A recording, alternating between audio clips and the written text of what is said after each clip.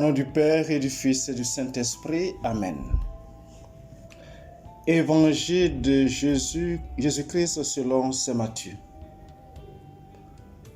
Jacob engendra Joseph, l'époux de Marie, de laquelle fut engendré Jésus, que l'on appelle Christ. Or, voici comment fut engendré Jésus-Christ. Marie, sa mère, avait été accordée en mariage à Joseph. Avant qu'ils aient habité ensemble, elle fut enceinte par l'action de l'Esprit Saint.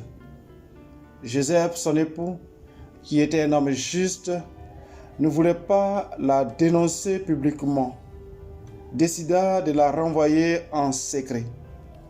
Comme il avait formé ce projet, voici que l'ange du Seigneur lui apparut en songe et lui dit: Joseph, fils de David, ne crains pas de prendre chez toi Marie, ton épouse, puisque l'enfant qui est engendré en elle vient de l'Esprit Saint.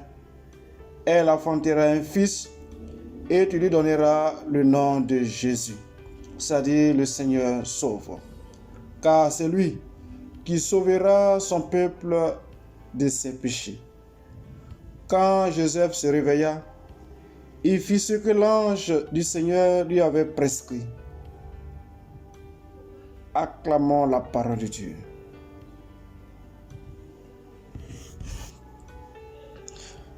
Frères et sœurs, je commence une série de méditations au cours de cette semaine. Et heureusement, je commence par la fête de Joseph, l'époux de Marie. Et je voudrais, dans cette intervention, m'arrêter sur le rêve de Joseph. Joseph est confronté à une difficulté. Et dans la réalité, il a déjà pris une décision de dénoncer publiquement son projet de mariage avec Marie, puisque l'enceinte, avant même qu'ils aient habité ensemble. Ce projet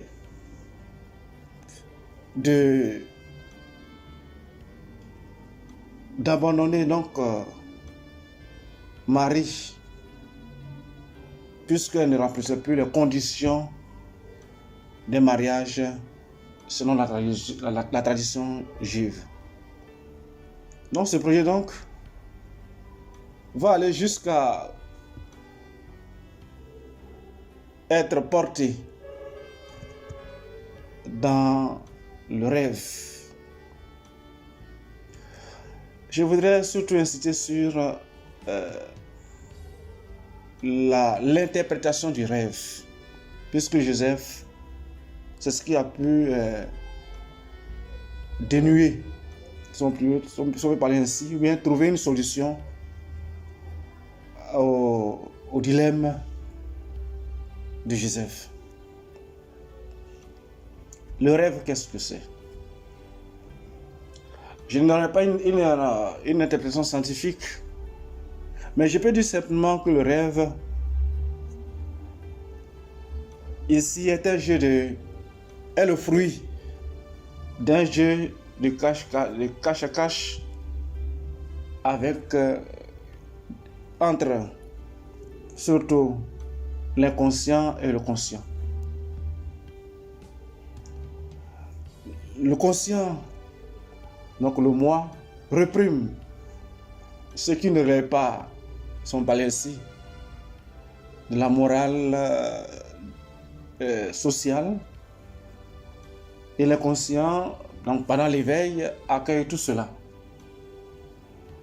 Mais quand la personne dort, l'inconscient reprend son droit et exhume d'une certaine manière tout ce qu'on lui a donné. Et d'où le rêve. Mais je voudrais ici parler le rêve comme une réalité un peu mystique. Quelqu'un qui dort, encore des ressources pour entrer en contact avec d'autres personnes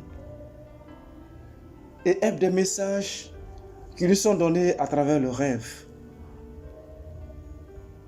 Mais ici, et c'est ça qui est important, c'est l'interprétation du rêve. Dans ce texte, Joseph ne cherche pas l'interprétation, mais le sens de ce rêve hors de sa situation, hors de ce qui se présente à lui en ce moment précis de sa vie. Il est en conflit. Il est déchiré en lui-même. Un projet de mariage va être abandonné. Un amour de la jeunesse va être enterré. Il est confronté à une difficulté.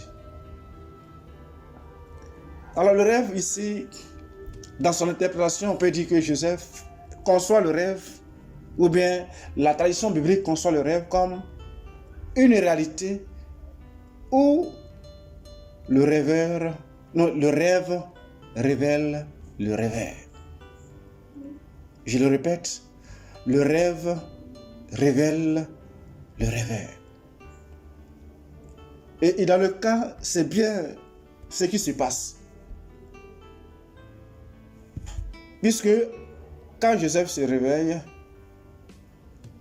il accepte ce que Dieu lui dit, de prendre chez lui Marie, puisque l'enfant qui va naître a été engendré en elle par l'Esprit Saint.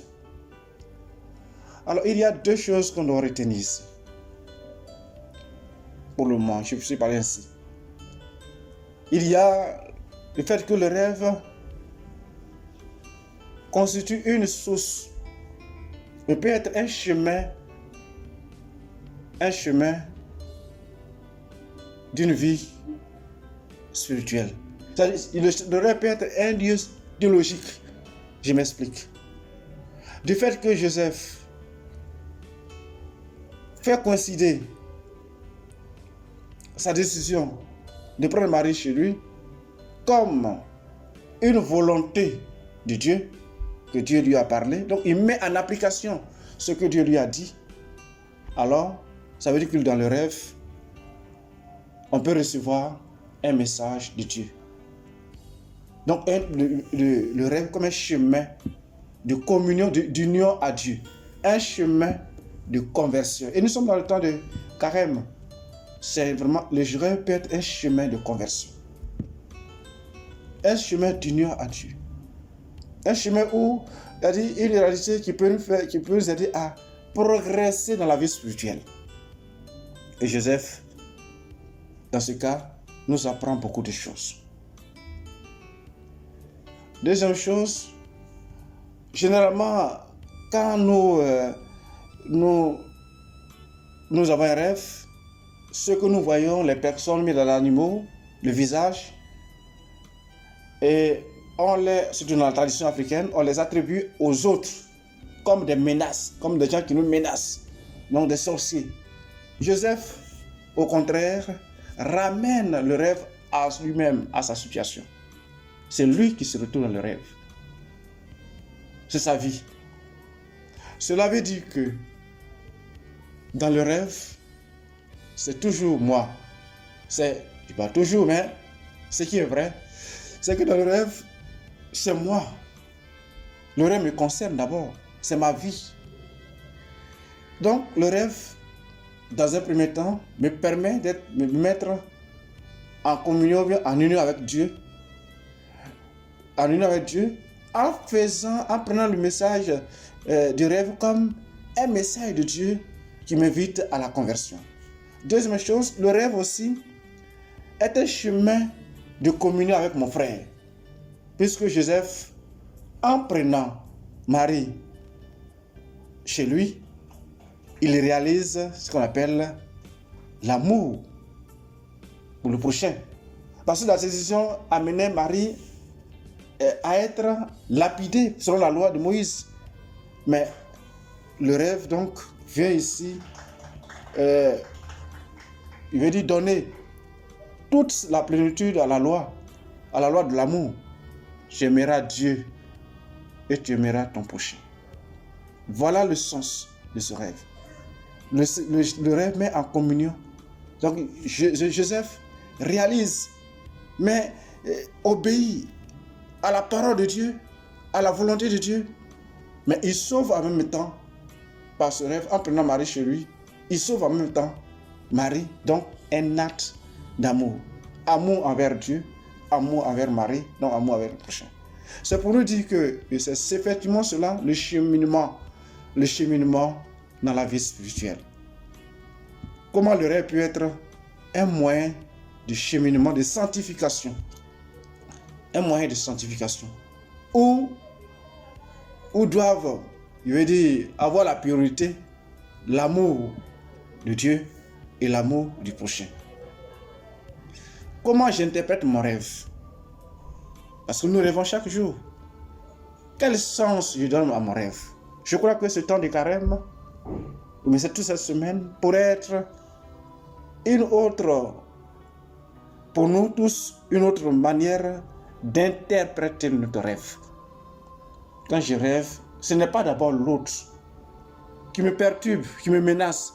Quelquefois, c'est moi-même, mon comportement envers l'autre qui me perturbe. Donc, quand je vois un visage connu ou inconnu dans le rêve, je dois me demander, mais quelle est la relation que j'ai avec l'autre, avec celui que j'ai vu dans le rêve? Quelle est la relation? Si c'est une relation conflictuelle, il y a un message de réconciliation et de pardon que le Seigneur veut te donner. Aller vers ton frère et te réconcilier. Si c'est peut-être les parents ou bien ceux qui sont morts que je vois dans le rêve, il s'agit aussi, frères et sœurs, pour eux, tellement ils ont besoin d'une prière, d'une messe, une messe pour le repos de leurs âmes, pour leur repos, pour les libérer,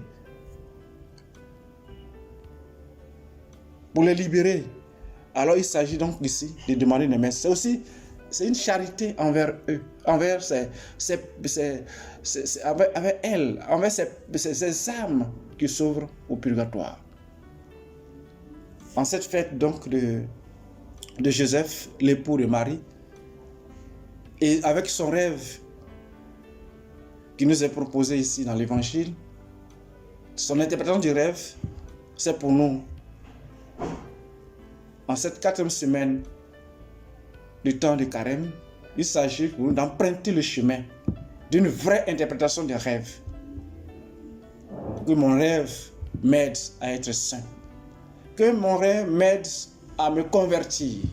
Que mon rêve m'aide à pardonner à l'autre, à me réconcilier avec l'autre. Que mon rêve m'aide à emprunter le chemin de la charité, comme Joseph l'a fait envers Marie. Que mon rêve m'aide à me convertir, c'est-à-dire à me rapprocher de plus en plus de Dieu et à accepter le plan de Dieu sur moi, du Dieu vivant pour les siècles des siècles. Amen.